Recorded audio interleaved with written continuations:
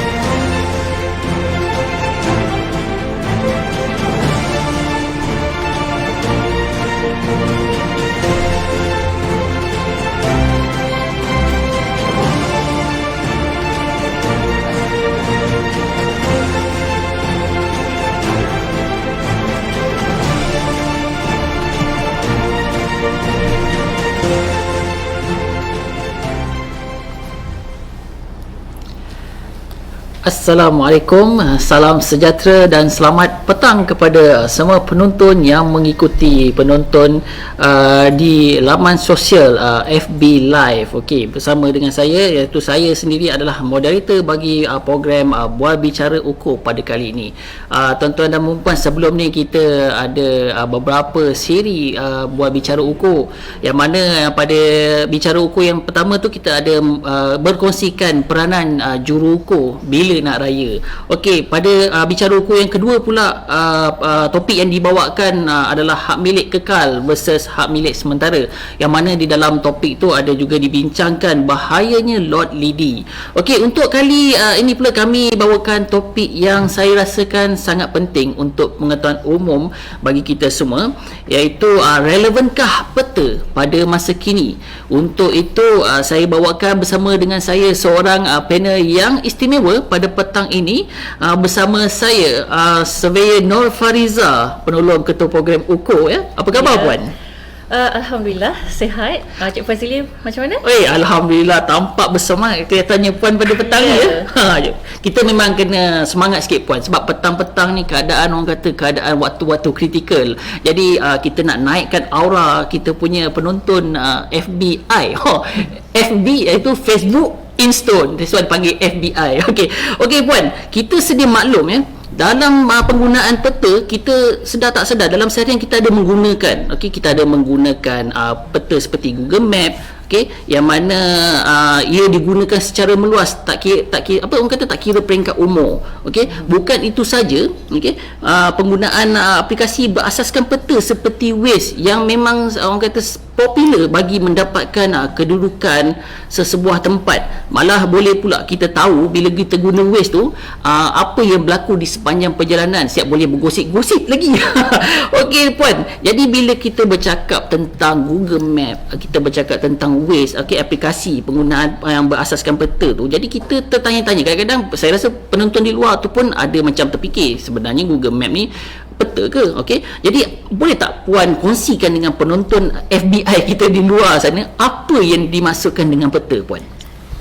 Baik Fazili, pertama sekali saya ucapkan Assalamualaikum dan selamat petang buat penonton kita di Facebook, ya, yang menonton secara live pada program kita pada petang ini. Baik Cik Fazili, berkenaan dengan soalan daripada Cik Fazili, iaitu apakah yang dimaksudkan dengan peta itu sendiri, ya. Peta merupakan satu dokumen, ya, satu dokumen saintifik yang menggambarkan sebahagian ataupun keseluruhan permukaan bumi di dalam bentuk grafik yang berskala, dan sama ada ia dipersembahkan di dalam media cetak seperti kertas ataupun dalam media elektronik iaitu digital mengikut keperluan pengguna. Dan peta ini juga merupakan satu lukisan yang di mana kawasan-kawasan yang ada digambarkan mengikut bentuk simbol, dan dibuat mengikut sesuatu unjuran, sama ada unjuran sama luas, unjuran yang tidak sama luas, dan juga mengikut skala tertentu.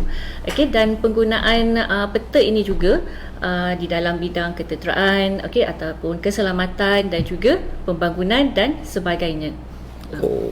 Jadi itu yang dimasukkan dengan peta. Saya rasa memang orang kata peta ni dalam erti kata lain, dia adalah satu persembahan grafik, ya puan, persembahan grafik secara mungkin boleh jadi secara lukisan ataupun cetakan, dan mungkin boleh dipersembahkan secara digital. Okey tuan-tuan dan puan-puan, jadi kita dah tahu peta tu apa. Peta tu macam saya terangkan tadi, satu persembahan secara media cetakan ataupun satu media digital. Jadi bila kita bercakap tentang peta, pasti ada perkara-perkara yang penting ataupun elemen, dalam erti kata lain sifat-sifat pada sesebuah peta. Jadi puan, elemen yang perlu ada dalam pada sesebuah peta bagaimana? Baik, elemen-elemen yang perlu ada di dalam sesebuah peta ini ataupun ciri-ciri penting, ya, yang perlu ada dalam sesebuah peta ini, yang pertamanya adalah tajuk. Jika kita perasan pada satu peta, di atasnya ada tajuk. Contoh, peta bandar Padang Besar. Jadi peta tersebut menunjukkan kawasan Padang Besar. Dan keduanya ia perlu mempunyai skala. Jadi skala ni adalah nisbah ataupun perbezaan jarak di atas peta, berbanding jarak di atas permukaan bumi. Dalam peta juga skala ni selalunya berada di bahagian bawah peta dan dia terletakkan di dalam, contohnya 1 di dalam 50,000. Itu adalah skala. Dan ketiganya adalah petunjuk ataupun legend. Biasanya kita sebut legend dan petunjuk perkara yang sama. Di mana di dalam petunjuk itu ia memaparkan senarai simbol. Senarai simbol yang ada di atas peta dan ada sedikit penerangan terhadap simbol tersebut. Jadi kita sebagai pengguna boleh memahamilah simbol itu mewakili apa. Dan seterusnya perlu ada penunjuk arah. Iaitu arah utara, dan juga yang perkara yang pentingnya adalah koordinat. Koordinat bagi bergantung pada jenis-jenis peta, sama ada di dalam sistem koordinat MRSO ataupun di dalam WGS 84. Itulah elemen-elemen yang penting yang perlu ada dalam sebuah peta. Okey, maknanya untuk sebuah peta ni, elemen-elemen yang penting dia adalah seperti yang Puan Fariza sebut tadi, tajuk, skala, nisbah ataupun beza jarak tu, and then legend. Legend ada lagi tadi satu yang saya perasan tadi tu Puan, apa kata, arah utara Ya. Arah utara. Kalau tak ada arah utara yang benar, tak jumpalah kita jalan je. Tadi kita dah tengok jenis-jenis peta, tuan-tuan dan puan-puan, kita dah tahu, kita dah tengok elemen yang perlu ada pada peta. Jadi bila kita dah tahu elemen-elemen yang ada dalam sebuah peta, jadi kita mesti nak tahu dekat luar sana, kat sana tu ada peta apa. Jenis-jenis peta. Puan, jenis-jenis peta yang ada, Puan. Kalau ikutkan jenis peta ni banyak tapi saya senaraikan jenis-jenis peta yang biasa kita gunakan. Yang pertamanya adalah peta tematik. Peta tematik ni termasuklah peta yang, maksudnya peta tematik ni peta tema, peta yang mempunyai tujuan dan kegunaan yang tertentu. Sebagai contoh, peta daerah, peta negeri, peta politikal. Itu adalah salah satu contoh peta tematik. Dan keduanya adalah peta topografi. Peta topografi ini merupakan sebuah peta yang memaparkan permukaan bumi, iaitu relief permukaan bumi, dan dia mempunyai skala yang besar, dan lagi satu dia mempunyai maklumat yang lebih lengkap dan sempurna. Peta topografi juga terbahagi kepada dua. Untuk pengetahuan penonton di luar sana, peta topografi terbahagi kepada peta topografi terhad dan juga peta topografi tidak terhad. Apa yang dikatakan dengan terhad dan tidak terhad ni? Peta topografi terhad ni kebiasaannya digunakan oleh jabatan ataupun agensi yang tertentu. Sebagai contoh, tentera dan juga juruukur Malaysia juga menggunakan peta terhad ini, di mana maklumat-maklumat yang terkandung di dalam peta terhad ini adalah seperti kontur, grid RSO, dan juga maklumat seperti kawasan larangan. Jadi itu adalah peta yang terhad. Manakala peta yang tidak terhad ini kebiasaannya digunakan oleh pengguna-pengguna awam. Dan peta tidak terhad juga boleh didapati di Jabatan Ukur dan Pemetaan Malaysia, di mana pengguna boleh membelinya di kaunter perkhidmatan jualan di Jupem. Dan yang seterusnya adalah peta elektronik ataupun digital.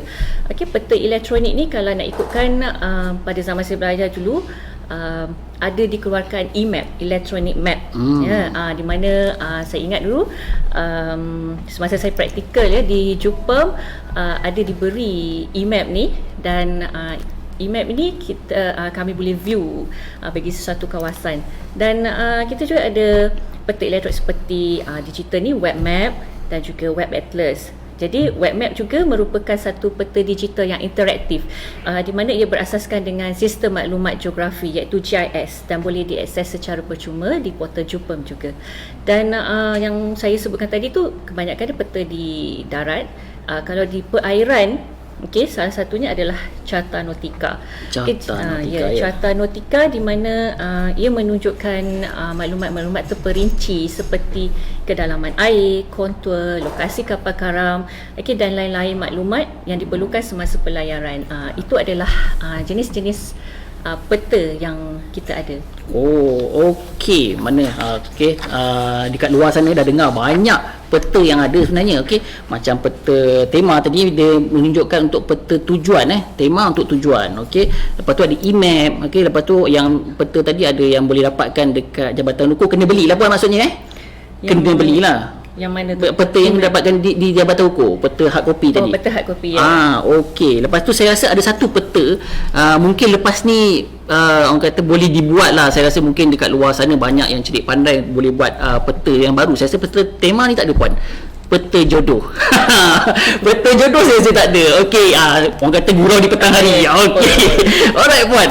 Kita dah tahu jenis-jenis peta yang ada. Okey. Peta tema, peta e-map tadi semua. Okey.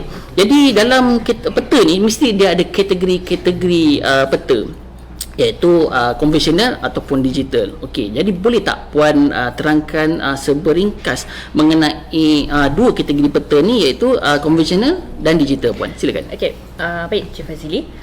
Seperti mana yang kita tahu, peta konvensional ataupun hard copy dan juga peta digital ni, yang pertamanya adalah dari segi kaedah penghasilannya.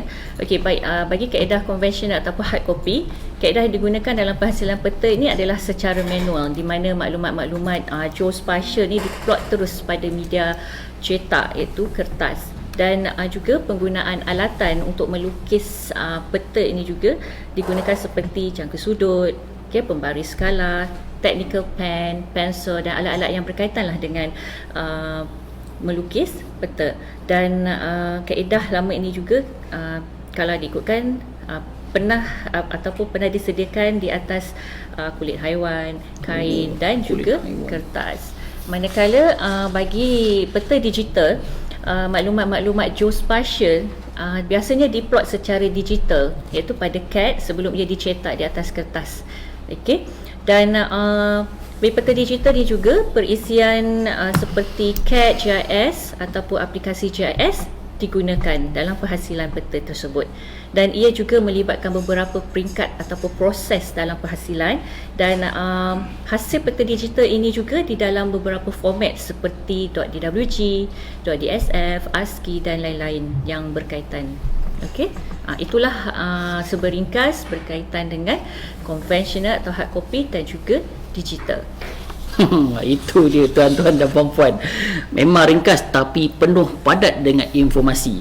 Okey, jadi kita dah tahu apa yang kata maknanya konvensional dan digital tu lebih kepada kaedah penyediaan peta tu sendiri. Yang saya dengar tadi yang dikongsikan oleh puan Fariza tadi, ada menggunakan kulit haiwan pula kan untuk kita pelot terus. Okey, saya rasa memang susah tu nak buat tu. Okey, jadi kita dah tahu kategori tu. Okey, kita lihat pula puan. Boleh tak kita lihat pula pada beza kedua-dua peta ni puan? Okey, beza yang pertamanya kalau kita lihat dulu peta konvensional atau hard copy ya. Okey, peta hard copy ni seperti mana yang saya terangkan tadi, kita menggunakan kertas. Okey, dan bila kertas semestinya bukanlah di dalam bentuk bersaiz A4, pastinya dia bersaiz yang lebih besar. Jadi ia adalah statik dan kita perlu bawa ke mana saja jika kita perlukan satu pekerjaan menggunakan peta tersebut. Dan peta hard copy ini juga sukar untuk dikemas kini. Okey, di mana ia juga memerlukan kos yang tinggi dan mengambil masa yang agak lama lah untuk pengemas kinian peta tersebut. Dan lagi satu, peta hard copy tidak boleh nak di-analyze, atau buat proses analisis, dan tidak boleh juga diintegrasikan dengan data-data GIS. Okey, dan lagi satu, bagi peta hard copy ni, kaedah penyimpanan dia. Okey, memandangkan peta kita ada yang terhad dan juga tidak terhad. Terutama sekali yang terhad pastinya kita akan simpan di bilik yang khas, kerana dia adalah dokumen yang penting ya, bagi kita kan. Jadi peta hard copy ni seperti mana kita tahu, dia terdedah dengan beberapa risiko seperti mudah hilang, rosak, terbakar. Okey, oleh itu bilik khas perlu diadakan untuk menyimpankan peta-peta ini, di mana ia dikenali sebagai bilik kebat. Bilik kebat. Bilik kebat ini merupakan sebuah bilik yang mempunyai ruang yang luas, di mana ia lebih selamat dan boleh melindungi dokumen-dokumen yang berharga. Okey, manakala bagi peta digital, okey, bersesuaian dengan namanya digital, dia lebih fleksibel apabila kita gunakan. Dan peta digital ini juga mudah untuk dikemas kini, memandangkan ia secara elektronik dan disimpan di dalam format yang tertentu. Dan peta digital ini juga untuk pengemas kinian kita boleh buat GIS, analysis, modeling, dan dia juga boleh diintegrate ataupun diintegrasi dengan data-data GIS yang ada. Manakala kaedah penyimpanan bagi peta digital ini ia lebih sistematik dan disimpan secara digital, sama ada di dalam server, PC ataupun pada cakra. Itulah perbezaan di antara konvensional hard copy dan juga digital.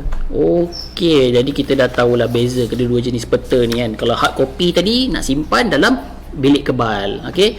Kalau simpan sendiri boleh simpan sendiri pun kan, tapi tak tahan lama lah. Okey, macam yang digital tadi boleh simpan dalam server, PC. Saya rasa ada satu lagi tempat kita boleh simpan puan. Kat mana tu? Dekat dalam handphone. Okey, tadi kita dah tengok apa yang Puan Fariza terangkan mengenai peta. Dia dah terangkan elemen, dia dah terangkan ciri-ciri atau kategori jenis-jenis peta. Jadi kat situ Puan, saya rasa penonton pun nak tahu juga dekat mana letaknya tang relevannya tu. Pada peta-peta ni digunakan pada masa kini Puan.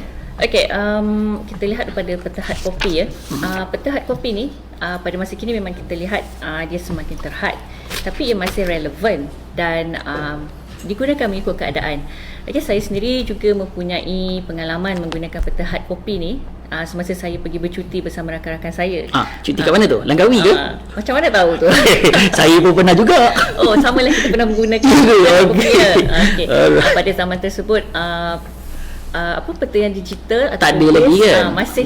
Masih baru dibangunkan. Jadi kami menggunakan peta hard copy, iaitu peta pelancongan lah, untuk pergi bersiasat di kawasan Peranginan.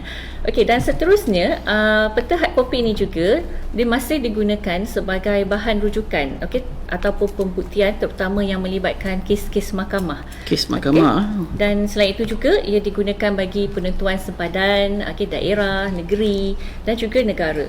Seperti baru-baru ni Jabatan Ukur dan Pemetaan Malaysia telah menandatangani satu MOU persepadanan darat bagi Negeri Sembilan dan juga Selangor. Menarik.